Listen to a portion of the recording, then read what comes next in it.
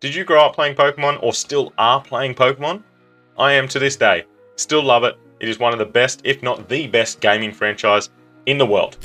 But one thing that does really ruin it for me is they just haven't brought the game into 2024. I think that's where it's lacking immensely. If you also feel this way about Pokemon and want to find a new game that is going to take your stronghold for the next 10 to 15 years, based off the same sort of thing, it's a creature capture, but the graphics, 100%, gameplay, the future, and everything else that is bundled into it, this is the game for you. If you haven't already noticed, this game I'm talking about is called Illuvium.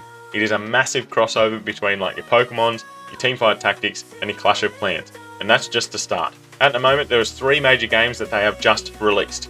Your main overworld game, which is pretty much like Pokemon, you set out on your adventure, you go and capture your Illuvials, and you bring them back to your home base. Game number 2 is the Illuvium Arena. This is where you take your Illuvials and go and battle your friends, or go and battle your enemies, or put yourself into some tournaments and just go and have fun. Game number 3 is Illuvium Zero. This is very similar to Clash of Clans, except there is no PvP battling yet. This may come down in the future, but for now, it is just where you build a base, you generate fuel that you take into the overworld. Illuvium Zero is more of just a base builder for now, where you generate fuel that you take into the other games. It is the backbone for the whole Illuvium universe. As I said, there's 3 games now. Illuvium has held themselves to AAA grade quality from the very beginning. There was a first Illuvium Zero built. It was very close to being finished. They are literally putting the finest points on every single piece of art that goes into this game. When you see some of these levels and you see some of these Illuvials and see some of the characters that are in this game, you will not be able to fault them for the graphical design. It is on point 100%. We'll dive a little bit deeper into each one of these game modes, and the first one we're going to talk about is the overworld.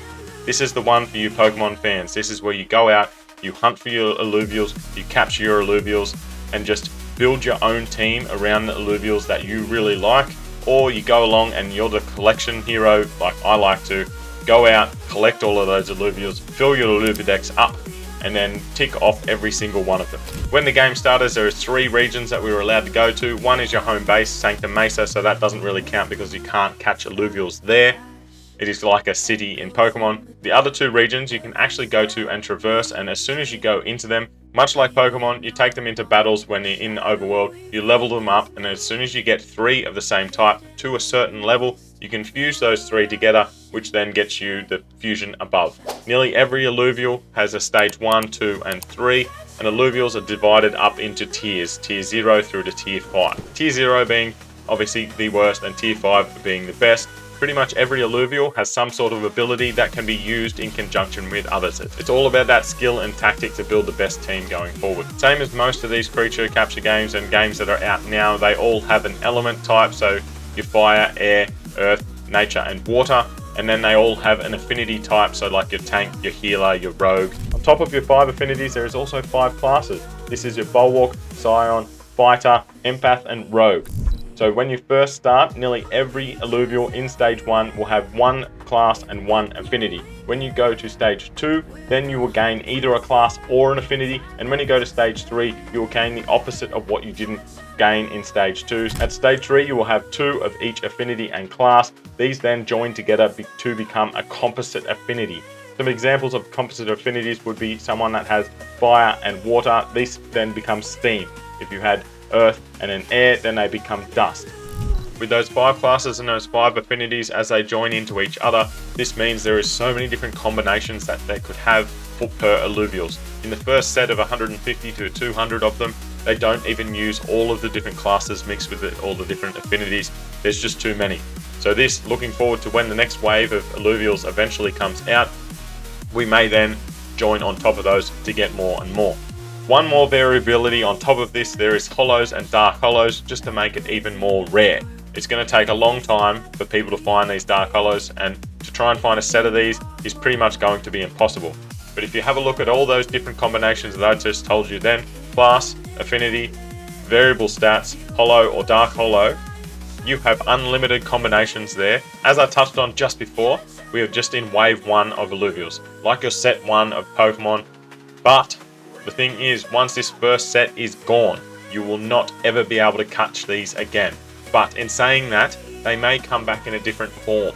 So at the moment, we have an Illuvial called Ramfire. It is a fire affinity alluvial. It may come back in wave 2, wave 3, wave 4, whenever they decide to bring it back, but it could be a water alluvial, it could be an air alluvial, it could be the same alluvial, but just with a different affinity or a different class.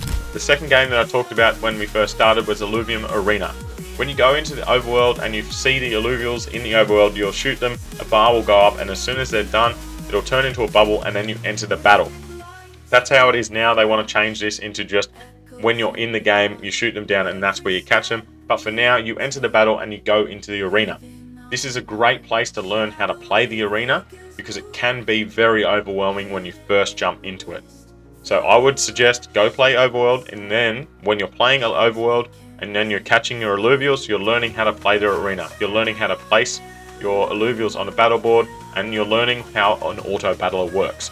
Yes, the main game in Alluvium Arena and the main way we battle systems is an auto battler, similar to like Auto Chess, League of Legends, things like that. You place your alluvials on the board and the skill isn't within the battle, the skill is all before the battle. Where do you place them? Where do you think your opponent is going to place the alluvials? How do they run? How do you synergize your team? And how do you get the most out of your ranger and everyone else around you? Inside of Alluvium Arena, there's going to be 4 different game modes.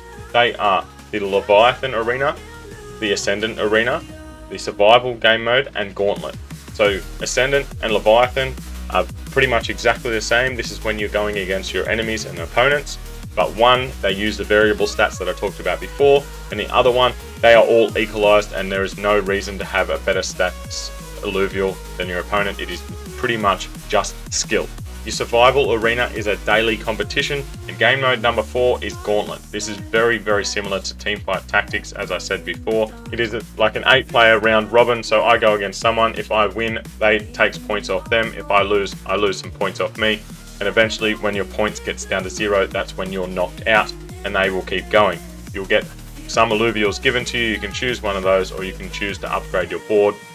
And it is just, again, another mind game. But it is a lot easier to play than the Arena, Leviathan, and Ascendant.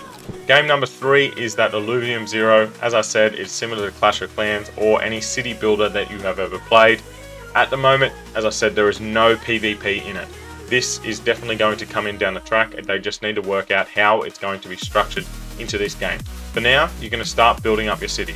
Your city will be used to generate yourself fuel that you will then take into other games. So to go on a run in the overworld, you're going to need a certain amount of fuel, and that will be generated from your Alluvium Zero. As I said before, that video that I posted up just above, and I'll have it at the end of this video, that is going to explain to you a lot more around the assets, how you own them, and how that is going to affect your gameplay going forward, because this game is not like another game. It is going to be fun, but it is going to be very, very different to how you have seen gaming up until now. You'll need people playing Alluvium Zero to be generating fuel so the other players can take that into the other games. It's just how it works. This whole universe is an ecosystem where you can take things from one game into another, into the other, and it is just a full cycle that you will keep on playing. And that is a massive thing on why games work. Have a look at any game that you have ever played that you really love. It has a very good loop of you going from one part of the game to another part, which will then push you back to the start, and you will continually run in this loop, and that is why you want to keep playing the game. On top of generating fuel for the other games, alluvials will also be running past your bases. Maybe you don't see them, but you will build a singularity scanner, which will then at times scan your environment around you, and if they find an alluvial, it will download its data from that alluvial. With that data, then you can craft blueprints, which then you can create skins for your weapons, for your drones, and that in turn you can then sell to other players on the market, gaining you some extra dollars. All of the games I've talked about today are going to be free to play to a certain extent. You have 25 alluvials that you can catch. These are all those tier 0 alluvials that I talked about before. They are all really good in their own respects, and you can build really good teams with those. And it's going to take thousands of hours of gameplay to grind out that perfect deck, to beat your friends, to beat your enemies, and even enter yourself into esports tournaments, and maybe even earn yourself some dollars. All of the future games are also going to be free to play, but those alluvials that you catch in the overworld are then taken into those games as well. They may not be taken in as the alluvial. You may go into a kart racer and you choose your alluvial that boosts your kart to whatever it is. So you may pick a tank alluvial, making your kart stronger, like you're riding with Bowser in Mario Kart. Or you pick a faster alluvial, which gives you lots of acceleration and speed, but if someone bumps into you, you get blown off the track.